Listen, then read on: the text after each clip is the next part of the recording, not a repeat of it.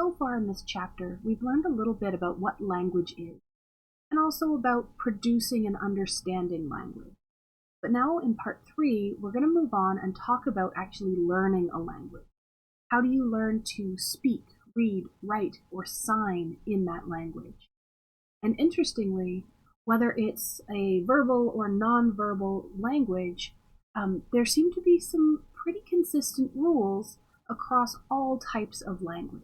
And those are what we're going to talk about in this video. Now, most linguists, people who study language, will agree that learning language has both biological and environmental or social components. It's not just one or the other. And we're going to start by talking about those biological components. So what makes us think that there is some kind of underlying biological component to learning language? What makes us think that there's some innate language learning ability in each of us? And the first of our pieces of evidence to talk about is just the fact that children learn language without any formal instruction. Parents aren't given specialized training to teach their children to speak a language. Children just pick up on language because it's spoken around them. And so this inborn ability to acquire a language and the speed at which they can do it seems to give us some idea that there's something biological going on there. Maybe we are pre-programmed to learn these languages, and that's why we're able to do it without having specialized training to learn that language. Another factor that we can look at is the fact that all languages have a deep common structure. So all languages have that deeper meaning behind what's being communicated. And a lot of the ways that we get that information across is very similar between languages. So you can translate the meaning of some words from one language to the other without actually losing a whole lot of that information. And that consistency, that universalness of that meaning across multiple languages makes us think that there's something genetic or biological that's contributing to that, because everyone has the ability to speak those languages, and we can share meaning between languages.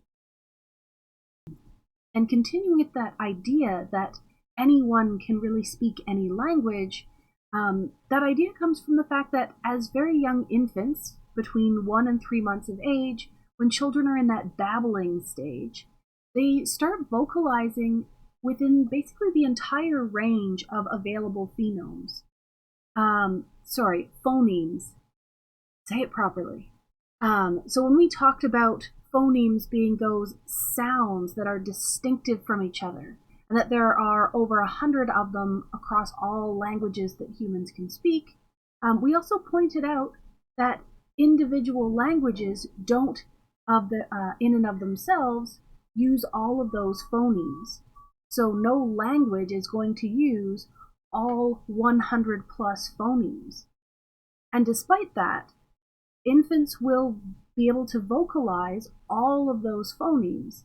So even if you have a child born to English-speaking parents, they won't only babble in the 44 or so phonemes known to English, they will also babble with the sounds that would be part of other languages. So we have that capacity to produce the sounds necessary to speak other languages.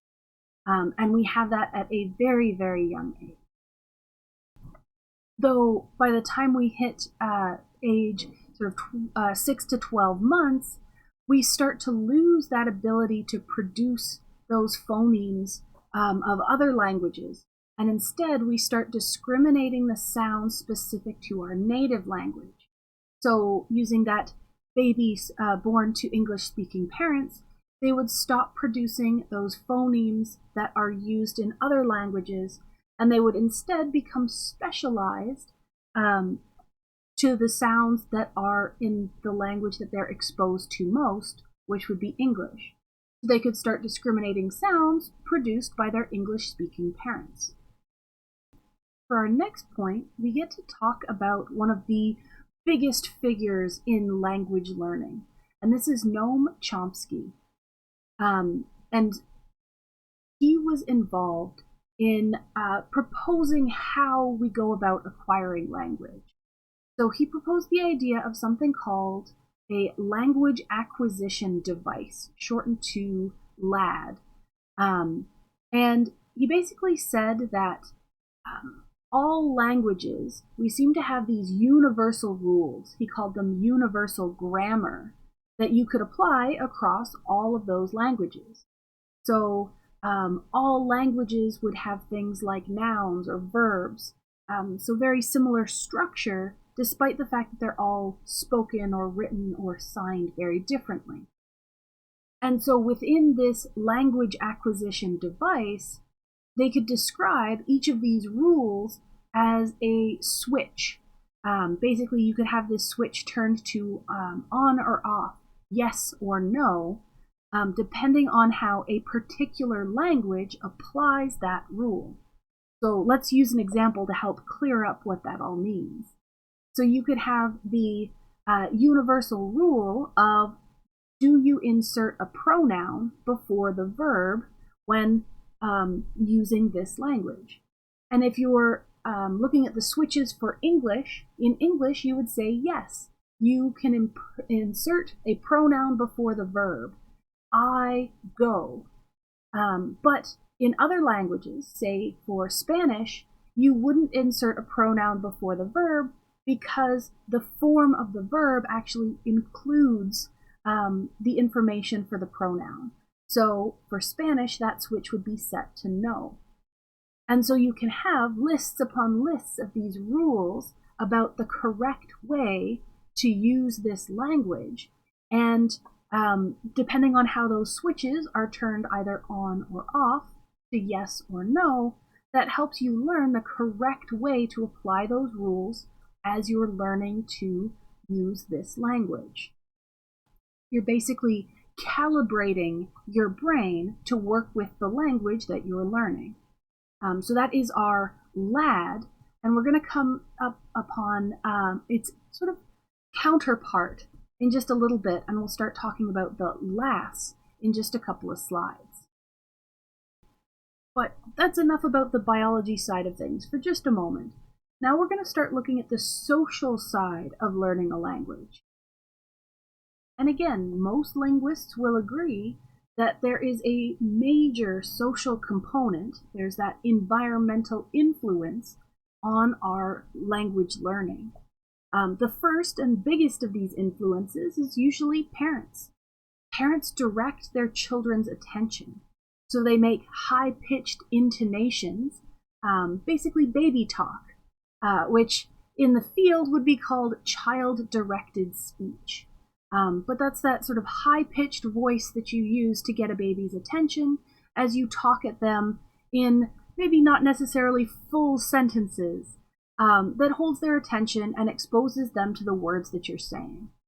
And this baby talk seems to be pretty much universal. You'll see it across multiple languages, different cultures.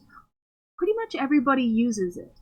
So there's this idea that that's maybe a large part of what helps introduce infants to language, is that holding their attention while you're saying things to them.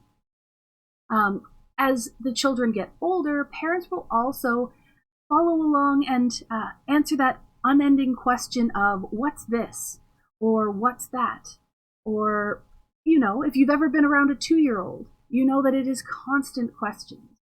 And so parents can name objects, ask questions of the children to get a response, again, holding their attention, directing their attention, and teaching them things, showing them what different things in their environment are, what they're called, how to talk about them.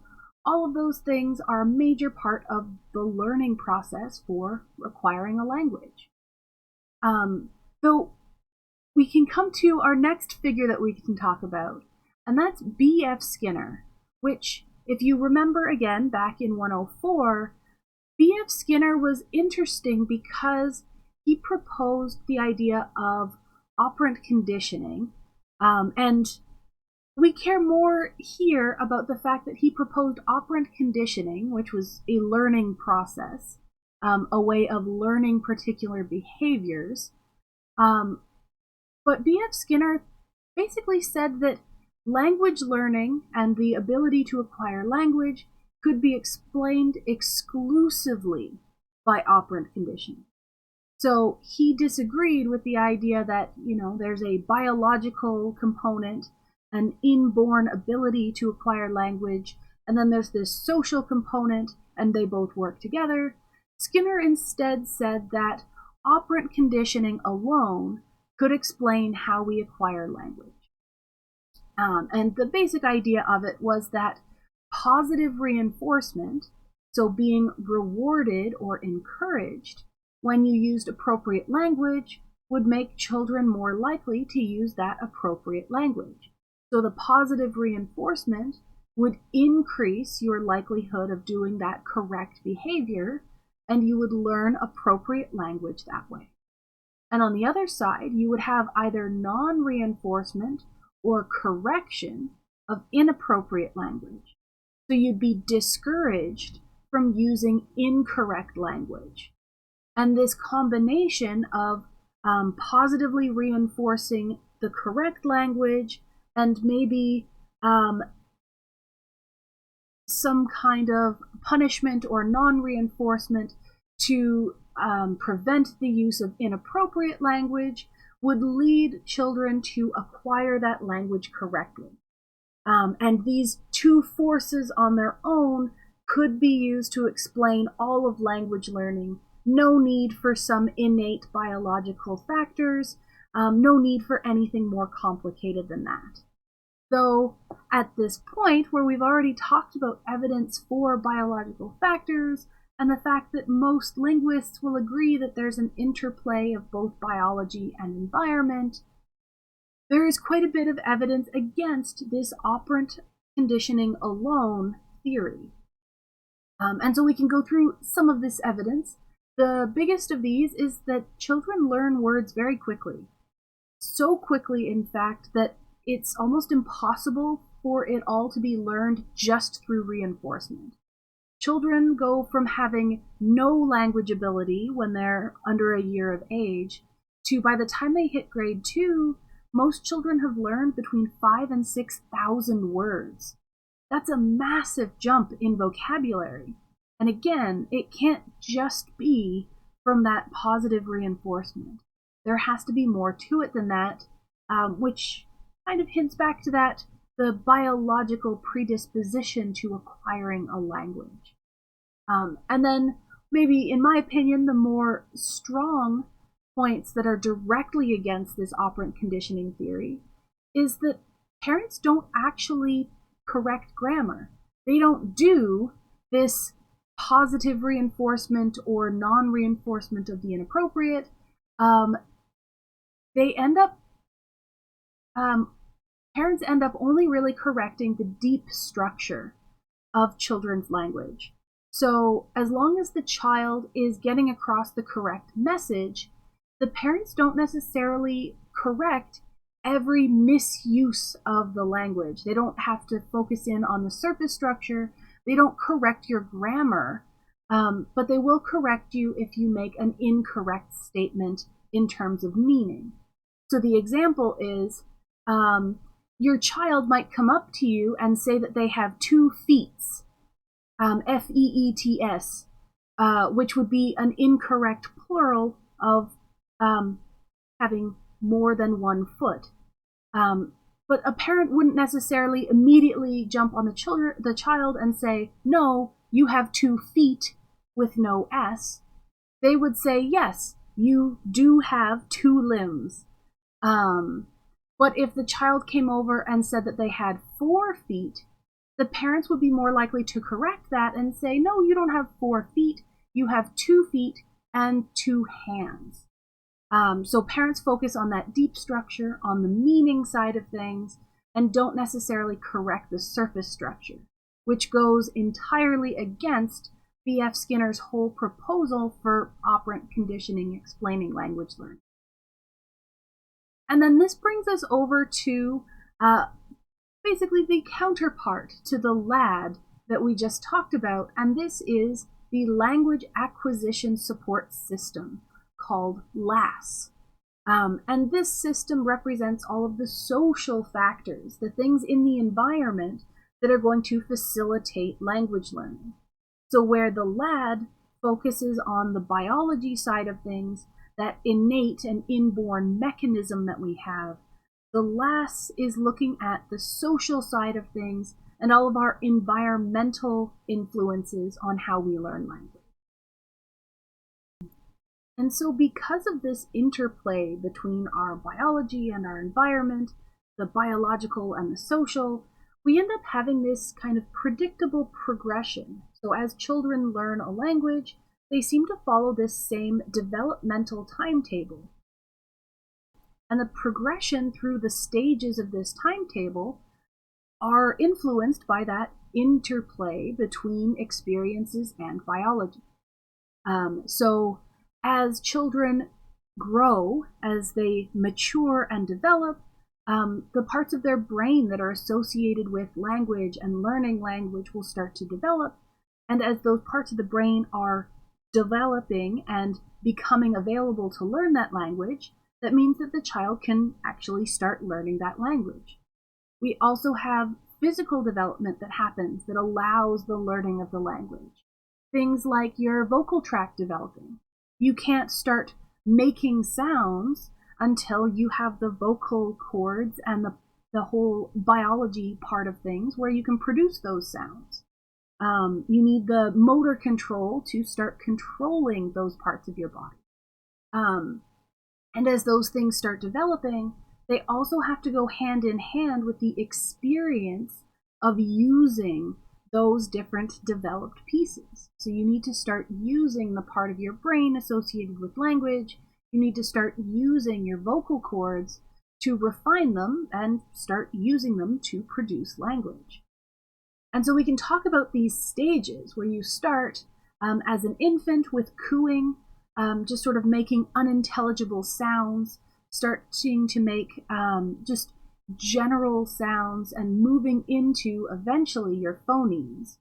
And as you get into babbling, that's even more phonemes, and you start refining those to start sounding like the phonemes that are used in the language that you are exposed to. So usually the language that your parents speak.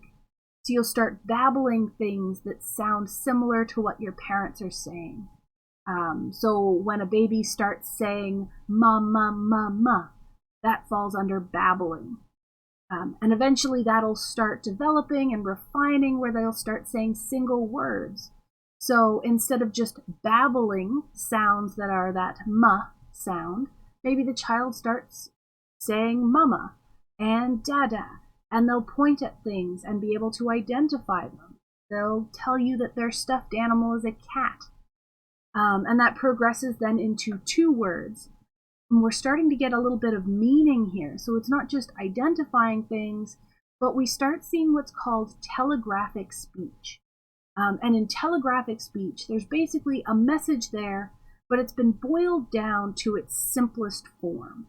So if a child says, want cookie, that isn't proper English, but they've gotten a message across. They've told you that they want a cookie and that you should get it for them. So we call it telegraphic speech because you've cut out everything that's unnecessary, just like they used to do when they would send telegraphs. They'd leave out unnecessary words so long as the message was still clear. And this telegraphic speech starts to get more and more complex as children can form more and more grammatically correct sentences. And then after this, they move into that ability to communicate pretty much as you would expect as an adult, though vocabulary continues to increase and experience helps with that as well. Now that's the developmental timetable side of the title here. But what about these sensitive periods?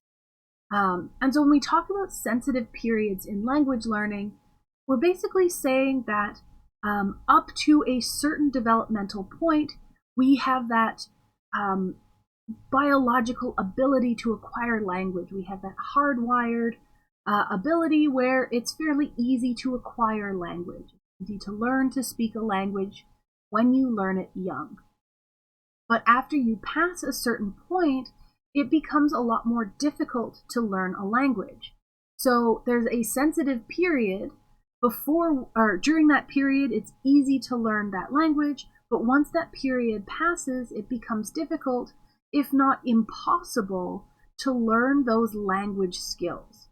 And the evidence that we have for this sensitive period actually comes from some case studies where people have found children raised in isolation. So you've heard tales of children raised by wolves, or cases of severe neglect where children weren't exposed to language up until a certain age. And in these cases, children who are recovered when they're fairly young can usually go on to learn language and develop these language skills fairly normally. So if you have a 6-year-old who was rescued and exposed to language immediately, they'll usually go on to have fairly normal communication abilities as an adult. But as they get older, as you get into sort of the teenage years, it becomes harder and harder for them to learn a language. So basically, once you've left that sensitive period, it's almost impossible to learn a language. Now, the caveat here is there's lots of plasticity in the brain, and we talked about that in the previous section where we were talking about the brains of children blind from birth, where the visual cortex has adapted to be involved in auditory processing. And the same kind of idea here is that even after you've left this sensitive period, there's still the ability of your brain to change and adapt a little bit. So experts can't really agree on if this sensitive period is sort of a universal thing, if it's like a hard cutoff line where once you've passed it, there's no hope, or if it's a little bit malleable due to brain plasticity. So there's lots of different research on this sensitive period, and people disagree on when this period ends. Some say maybe around the age of 10, some say older, some say younger, which is why we leave it fairly vague for this class. Language learning is one of those areas where people don't necessarily know all the answers, and they definitely don't agree on what those answers should be. It's also interesting to note here that we have a similar sensitive period or critical period for non-spoken languages as well. Even though it's easier to talk about learning to speak a language, this also applies for, say, sign language. It's a lot better to learn sign language when you're younger, and it becomes more and more difficult to acquire that language as you get older.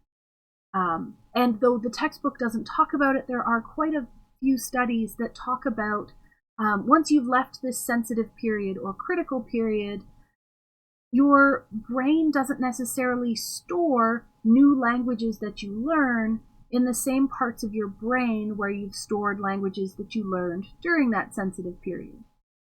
So what I mean is, if as a child you learned to speak both French and English, then both French and English would light up your Broca's and Wernicke's area as you listen to and speak them. But if you only learned English as a child, and then maybe in your 30s you have some time and you decide to start learning a new language, your vocabulary and your knowledge of the rules of that new language might get stored elsewhere in the brain. So it's a little bit harder to learn that language, and you're less fluid in using that language because it hasn't been integrated into all of those language centers in your brain. And that's just a little bit of extra information because I find it interesting, not because it's in the textbook or critical for learning here. All right, but back to actual textbook material. We can talk about bilingualism, that acquisition of a second language, which I've kind of started into a little bit. And we can continue on with that idea of these sensitive periods and say that if you're learning a second language, you're going to learn it the best and be able to use it most fluently if you acquire it during that sensitive period. So if you learn this language when you're younger, it's going to become more integrated into the language centers of your brain. And there's a lot of research into bilingualism, especially here in Canada, where we have 2 official languages. And Canada is uniquely set up because we actually have a really widespread French immersion program where students can be exposed to French as a language in school, even if they would be learning English at home, giving them that opportunity to learn both languages simultaneously. And even though this French immersion program is fairly common in Canada, there have always been concerns with the effects of learning 2 languages at the same time. And so a lot of the concerns are that students will start falling behind because they're learning 2 languages at once instead of being able to just focus on one language. So some of the things that they focus on are, well, maybe the children will start confusing the 2 languages that they're learning. Maybe they'll start confusing the English words and the French words, or the English words and the Spanish words. But research has shown that this really doesn't happen as often as you would expect. Children under the age of 2 might struggle a little bit to keep the 2 languages separate, but as they get older, it doesn't really become an issue. So it's a lot easier for them to use both languages independently, and that confusion or mixing up of the vocabulary between languages doesn't really happen. There's also concerns that people learning the 2 languages simultaneously will have a reduced vocabulary in both. So if you're learning both French and English, then maybe your English vocabulary will be less than your peers who only had to learn English. And again, research seems to show that that's not really the case. Sometimes you will see a slightly reduced vocabulary in any one of the languages, but not so much that it makes a significant difference in communication ability. So people who are learning 2 languages at once, they seem to just learn more words, and their vocabulary in one or the other of the languages can match someone who's just learning to speak one of those languages. And in fact, the more you dig into the research, the more you start finding that there are actually benefits to being bilingual, to knowing 2 languages. And so children who have been raised speaking 2 different languages, they tend to show greater flexibility in their thinking, and they perform a lot better on intelligence tests. So this learning 2 different languages and keeping them separate and being able to use both of them seem to help with some of your mental abilities. And so we can actually look at one of the ways that researchers have tested this by looking at a measure of ability to ignore irrelevant detail. So this would be called an inhibition task on the screen here. And so what you have is a setup where you'd be sitting basically in front of a computer screen. You would be a research participant helping out psychological research. You'd go into the room and you have the keyboard and there's the letter X. And the letter X is associated with this red square. And you can come onto the other side of the keyboard and the letter O is going to be associated with this blue circle. And on the screen, they would show you either a blue square or a red circle. And so when they start the task, they show you, say the first time they show you this blue square, and they want you to focus on the shape.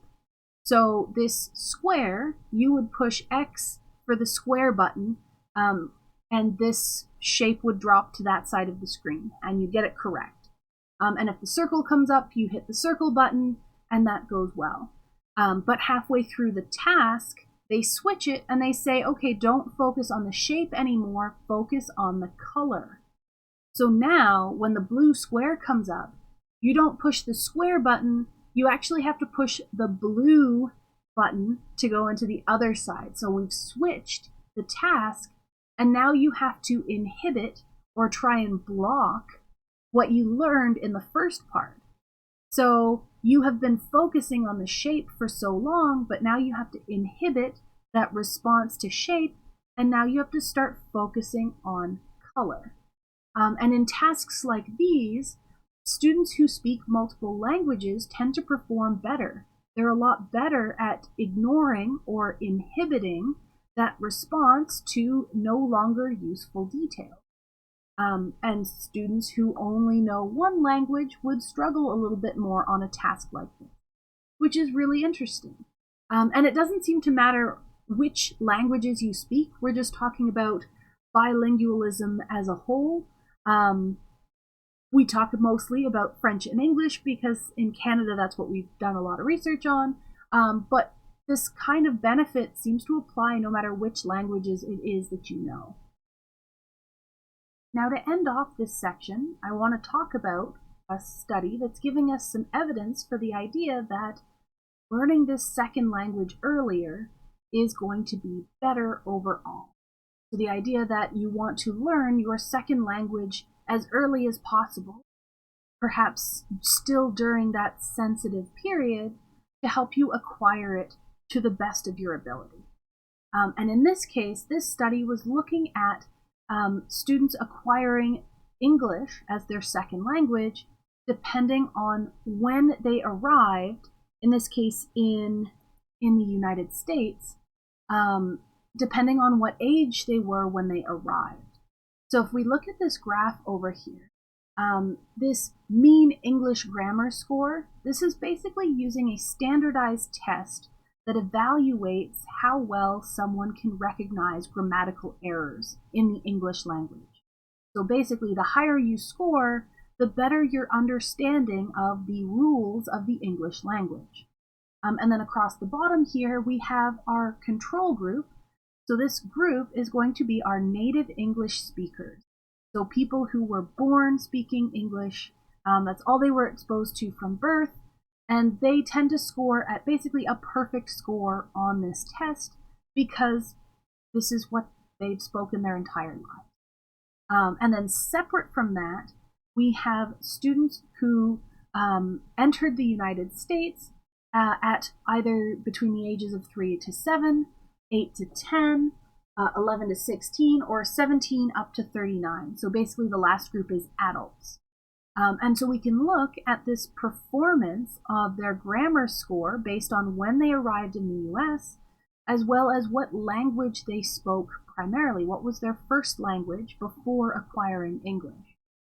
And we see this really interesting pattern here. So let's focus on the blue line first. And this blue line more matches how we've been talking about things so far. So our blue line here is about native Chinese and Korean speakers. So these people were speaking either a Chinese language or Korean before coming to the US. And if they arrived younger, if they arrived when they were 3 to 7, they scored very, very high on this grammar test. So almost comparable to people who only spoke English. But as we go to these like larger and larger age groups, or older and older, I suppose, age groups, the performance drops off. And an important thing to note here is that this study controlled for the age of the people that they were surveying, because there's a little bit of a confounding variable here, a little bit of a potential problem where people who arrived in the US when they were 3, well, if you test them when they're 20, then they've been in the US for 17 years. If you test a 20-year-old who arrived when they were 10, they've only been speaking English for 10 years. And so on and so forth. If you test someone who's 17, maybe they only have 3 years of experience with the language. So there's the potential for how long you've been speaking the language to be confusing what we're seeing here. So this study actually did a good job, and they controlled for the age of the participant and instead focused on the age that they were when they arrived, while holding the age that they are now constant. So just as a being aware of potential issues with studies, they took that one into account. But the pattern that we see here after they did that good science to correct for any issues is that we still see that the younger you are when you start speaking that language, the better your ability to learn the rules of that language. Until we start looking at our red line here. And so this red line is looking at native Spanish speakers. So people who started their lives just speaking Spanish, then moved to the US and learned English. And so we still see a pretty high score when they're young. In that 3 to 7 years, they're still learning about equivalent as our other group. Even at the 8 to 10, we're seeing kind of the same, but that's where the two lines start deviating. So instead of that continued drop-off of performance as they get into 11 to 16, we're seeing this sort of maintained good score. So you don't see that drop-off until after the age of 16. So then as you get into adults, we do still see that after the age of 16, ability to acquire that new language is impeded. But before 16, these are all fairly similar. So this is kind of showing us that even though we talk about that sensitive period or a critical period where learning language is easier, it's not an immediate cutoff where you all of a sudden can no longer learn that language after you pass that threshold. It just gets harder and shows some impediments to your ability to learn the language. And maybe we could take this as saying that that critical period might differ, but depending on which language it is that you're trying to learn, or which language it is that you already know. So this tells us that as much as we have our universal rules to talk about, and we can have some nice patterns most of the time, we have to keep in mind that it is still a very complicated thing to look at, and there might be something else going on here as well. So don't view the critical period as an absolute rule. Think of it as this is what we think is happening, and it might not be as clear cut as what you might hear in other textbooks. So flexibility, and as always, studying things with humans is complicated. So we'll leave language learning right there.